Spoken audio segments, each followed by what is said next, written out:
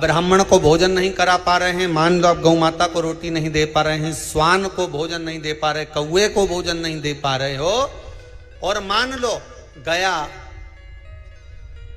ब्रह्म कपाली या कहीं पिंडदान नहीं कर पा रहे हो, तिलांजलि तर्पण नहीं कर पा रहे हो, तो एक काम जरूर करना, जल के पात्र में 2 बूंद गंगा जल डालना और वो गंगा जल शंकर को रोज 16 दिन तक चढ़ाइए, पितृदोष समाप्त हो जाए।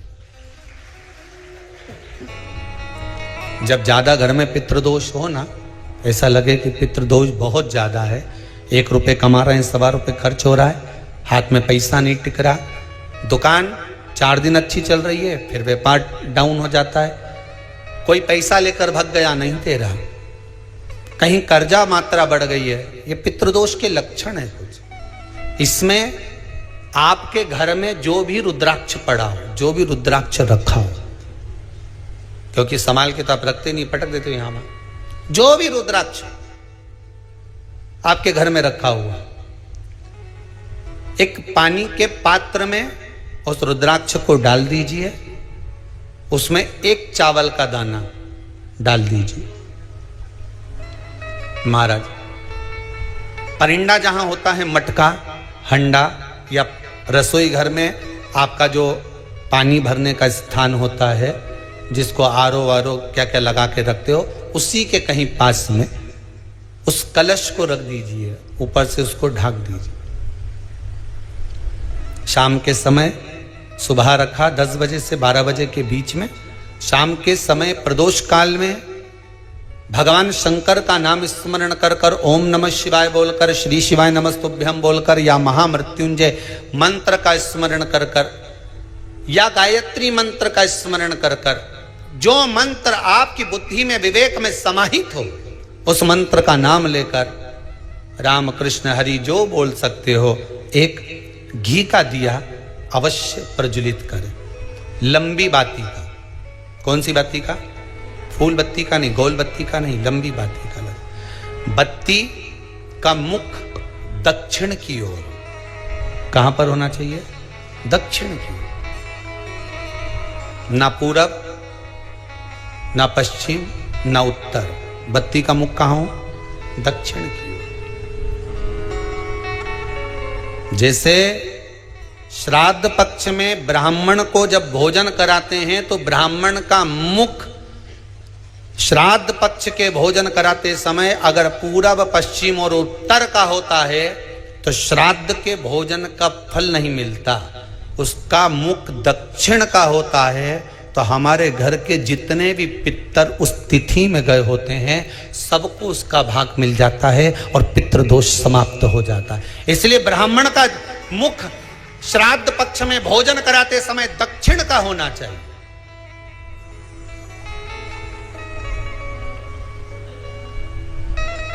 ब्राह्मण का मुख दक्षिण का हो।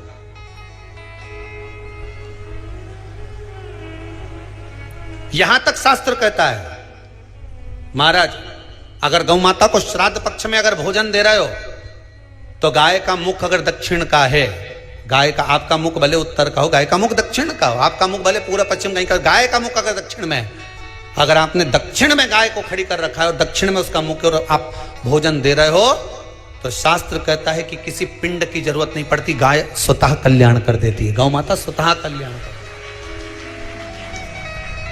दक्षिण मुखी हो। तो दिए की जो बाती का मुख कहां होना चाहिए? दक्षिण का। और दक्षिण का मुख होना चाहिए।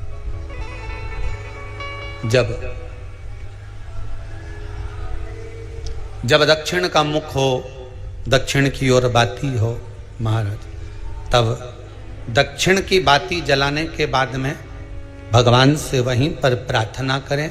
जो कलश रखा है उसके ऊपर जो प्लेट रखी है, ढाका गया है, वहां अपना सीधा हाथ रखें और अपने पूर्वजों का, अपने पितरों का स्मरण करें कि मेरे धन को लेकर कोई चले गया, मेरा व्यापार ऐसा चल रहा है, मेरा घर में बच्चों का विवाह नहीं हो रहा, या घर में इतनी अशांति है या तकलीफ है या कष्ट है, ये सब का स्मरण कर कर उस कलश को रात्रि भर रखे रहने दें।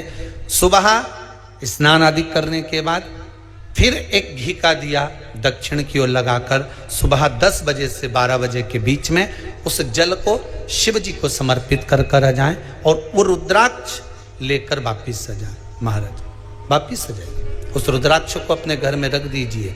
वर्ष भर वो रुद्राक्ष आपको कभी बीमारी से नहीं घिरने देगा, कभी किसी जगह खड्डे में नहीं जाने देगा, वो उन्नति की ओर ही बढ़ाएगा। भले कोई भी रुद्राक्ष हो, 1 मुखी से लेकर 14 मुखी, 20 मुखी, 18 मुखी, जो रुद्राक्ष आपके पास में, आप तो उसका स्मरण करिए।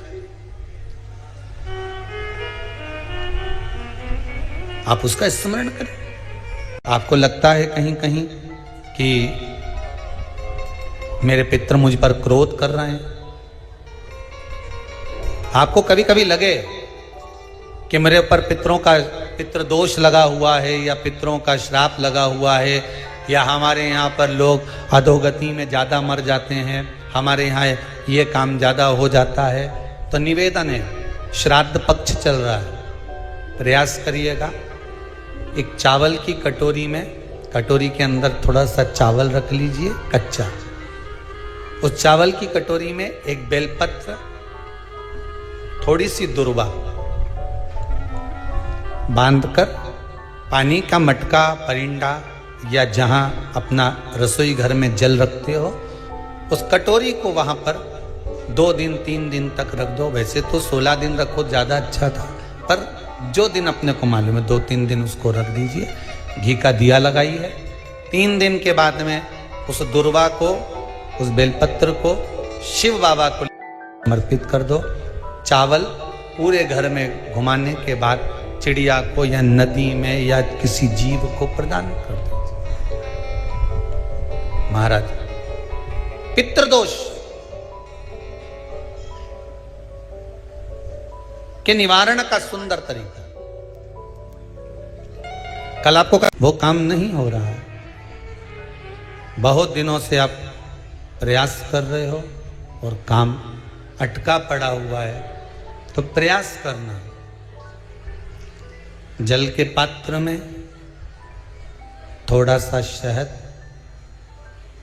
गंगा जल उसमें डालकर, ये जो श्राद्ध पक्ष चल रहा है, जिस समय पर, जिस श्राद्ध पक्ष के अंतर्गत, श्राद्ध पक्ष में एक पात्र में जल लेकर उसमें थोड़ा सा शहद, गंगा जल डालकर भगवान शंकर को कुंदकेश्वर महादेव के नाम से, कौन से महादेव? कुंदकेश्वर, क्योंकि विदल और उत्पल, इन दोनों असुरों ने, राक्षसों ने जब बहुत उपद्रव मचाया, अब ठीक है, जब बहुत उपद्रव मचाया, तब माता जगतजननी के कहने पर कुंदुक का प्रहार कर कर इन दोनों राक्षसों का संहार करा गया। तो शिवजी का नाम कुंदकेश्वर पड़ गया। क्या नाम पड़ा था? कुंदकेश्वर।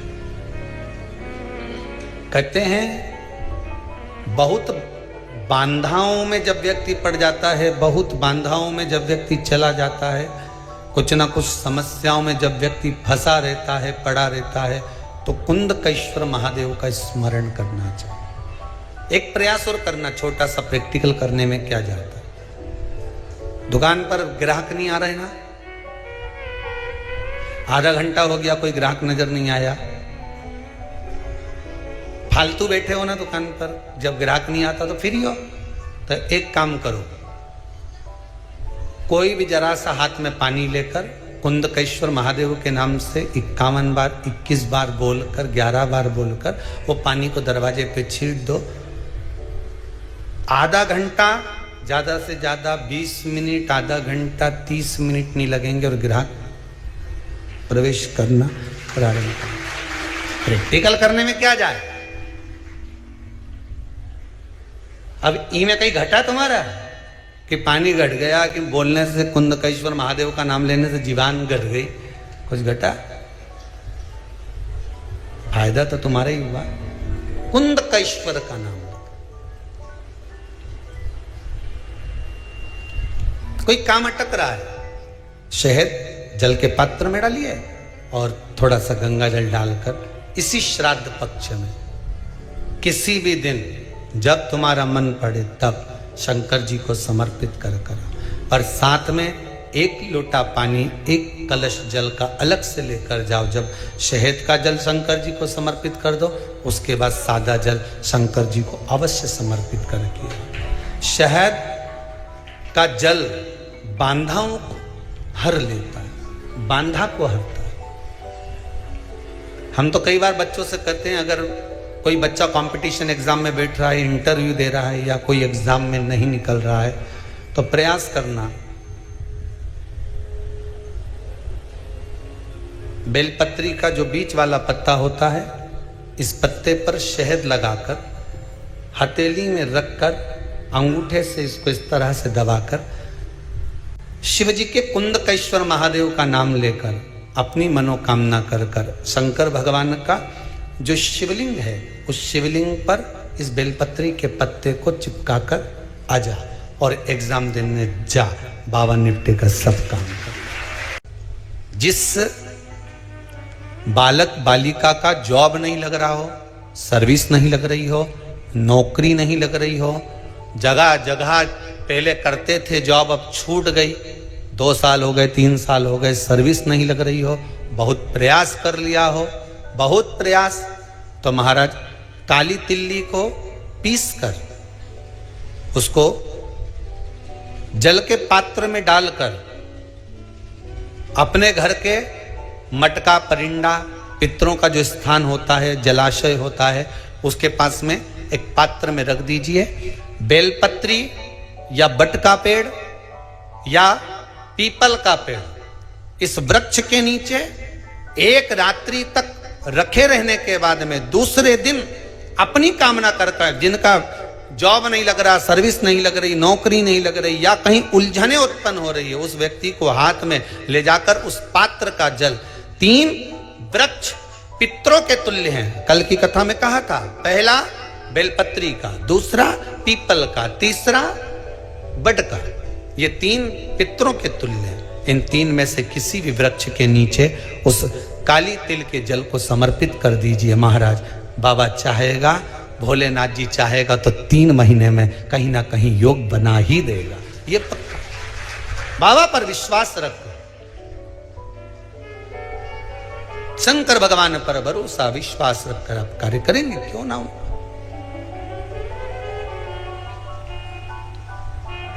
श्राद्ध पक्ष में महाराज पीपल के पेड़ के नीचे मात्र काली तिल्ली का पानी ही डाल देने से पितृदोष का निवारण हो जाता है। किसी लड़के की लड़की की विवाह शादी नहीं हो रहा हो, मंगल विवाह नहीं हो रहा हो, पानी के लोटे में थोड़ा सा काला तिल डालकर श्राद्ध पक्ष में पीपल के पेड़ के नीचे चढ़वा दीजिए। महाराज पितरों की शांति होती है, घर में मंगल कार्य होता है, मंगल कार्य हो जाता है, पितृदोष का निवारण होता है।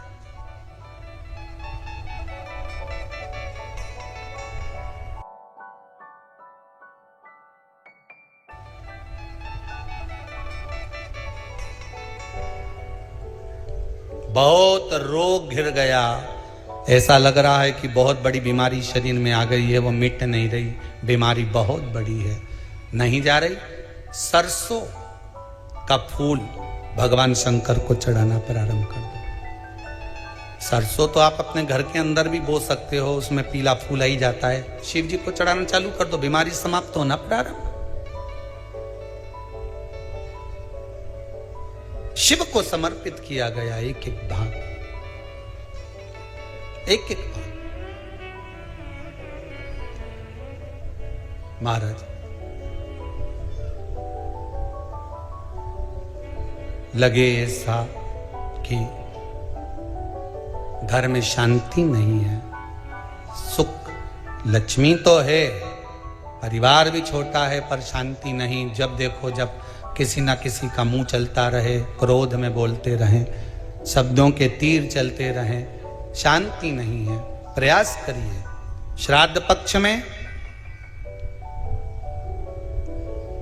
जिस समय पर ब्राह्मण को भोजन करने के लिए बिठाएं, या श्राद्ध पक्ष के अंतर्गत ब्राह्मण जब घर में भोजन ग्रहण कर रहा हो, उस समय पर थोड़ा सा कोई सुगंधित पदार्थ, इत्र आदि, पानी के मटके के पास, परिंडे के पास में, जलाशय के पास में उस इत्र को थोड़ा सा कोई रुई में रखकर छोड़ दीजिए।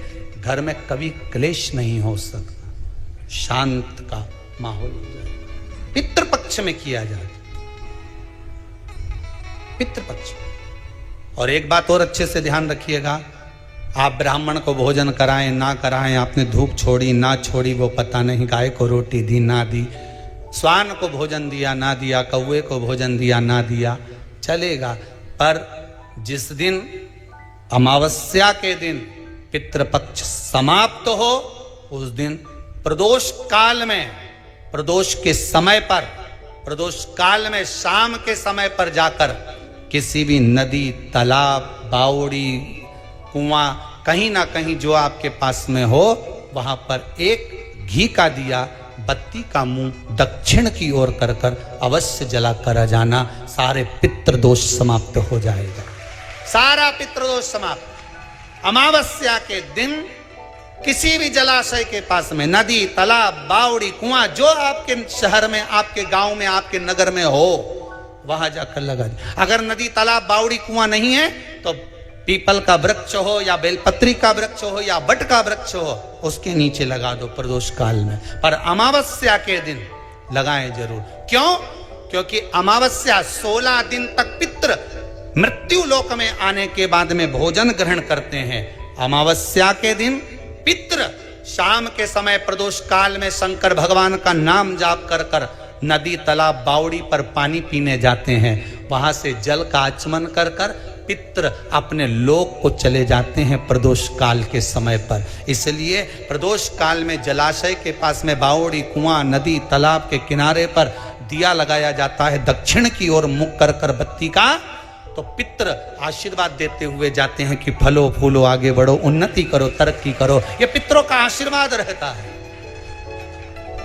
पितरों का वर रहता है।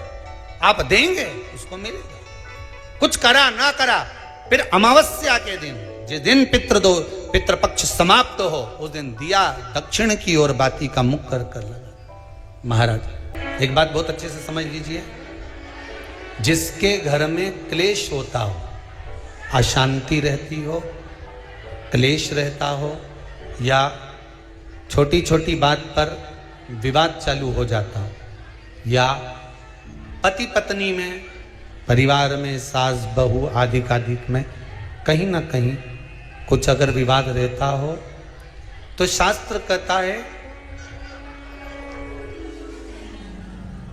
ऐसा बेलपत्री की डंडी रहती है ना,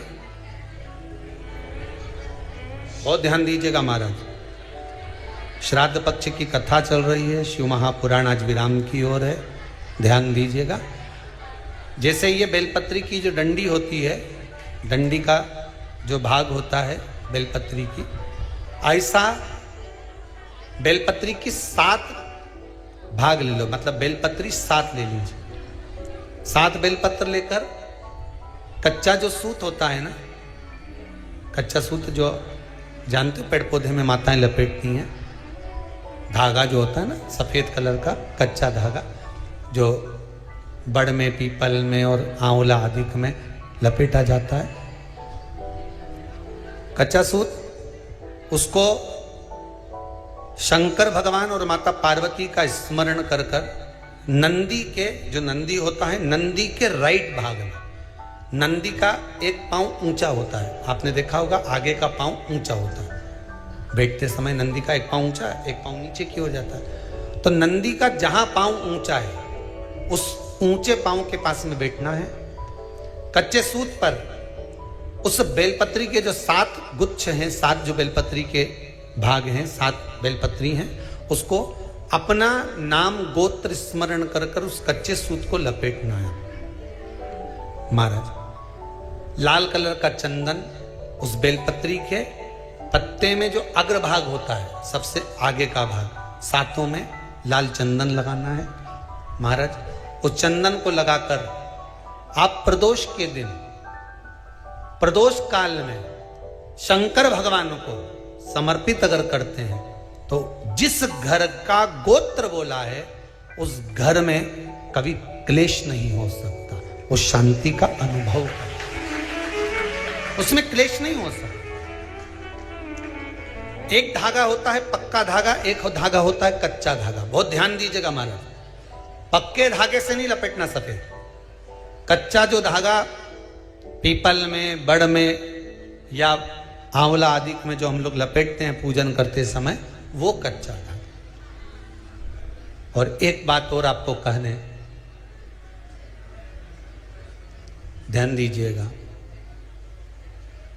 अगर मान लो किसी पति पत्नी का तलाक तक की नौबत हो गई और तलाक नहीं कराना है, आपस में वापिस प्रेम बढ़ जाए, छोरी वापिस घर में रहे, बेटा उसको रखे, बहू रहे, आपस में प्रेम बढ़े, वो भले मायके चली गई हो, वो भले लड़का छोड़कर चले गया हो, अकेली रह रही हो और चाहती है कि मैं पति के साथ रहना है, तलाक नहीं होना चाहिए, हम दोनों में प्रेम रहे, वो संभाले मेरे को भी और मैं भी आदर करूं, वो भी आदर करे। तो मेरा निवेदन है, कच्चा जो सूत होता है, कच्चा जो धागा होता है, नंदी के ठीक पीछे बैठकर कोई साथ में आपका परिवार का कोई व्यक्ति चले जाए और हस्तकमल को, जिसको अपने परिवार में वापिस रहना है, उस स्त्री हो या पुरुष हो, दोनों में से कोई भी नंदी के पीछे बैठकर सोमवार की जिस दिन अष्टमी पड़े उस दिन नंदी के पीछे बैठकर हाथ को ऐसा बंद करना है, हाथ में एक बेलपत्री रखना है, सीधी सीधी बंद कर कर 7 बार उस हाथ पर कच्चा सूत लपेट देना है, उस सूत को वापस निकाल लेना है, बेलपत्री के साथ में, और बेलपत्री को तो अपने पास में रखना। सबसे पहले माता पार्वती का जो हस्तकमल ऐसा होता है शिव मंदिर में, उस हस्तकमल में वो सूत जो आपके हाथ से निकला है वो उसमें डाल देना है, माँ जगत जननी से प्रार्थना कर कर, और जो बेलपत्री आपने संबंध को जोड़ने के लिए अपने हाथ में ली है वो शंकर भगवान के कटी भाग में, फिर निवेदन करूंगा कटी भाग को समझ लीजिए। ये शिवलिंग रखा है, जहां पर शंकर भगवान का शिवलिंग, माता पार्वती जी के हस्त कमल पर जो शिवलिंग रखा है, ये भाग कटी भाग कहलाता है। इस जगह पर जहां शंकर और पार्वती का मिलन हुआ है, उस जगह पर उस बेलपत्री को रख देना है। महाराज ज्यादा से ज्यादा 3-4 महीने लगते हैं, दोनों में वापस प्रेम बढ़ जाता है, दोनों एक हो जाते हैं। तलाक तक बात चल भी रही हो तो वो तलाक समाप्त हो जाता है, प्रेम, करुणा, आसक्ति, स्नेह बढ़ जाता है। संबंध टूटने की कतार पर एक बार माता पार्वती को समर्पित तो करो अपना संबंध कि मां अब तुझे नहीं भाना। माना मैंने अपशब्द कह दिया होगा, माना मेरी गलती होगी, थोड़ी गलती उनकी भी होगी, पर दोनों की गलती है मां, अब इस संबंध को तुझे निभाना। जब कच्चा सूत माता के हाथ में रखो तब माता को विनती करना, इस संबंध की डोरी अब तेरे को दे दी, दीन बंधु दीनानाथ मेरी डोरी तेरे हाथ। अब यह डोरी मैंने तुमको दे दी है, अब यह संबंध आपको निभाना है, अब ये संबंध मेरा नहीं।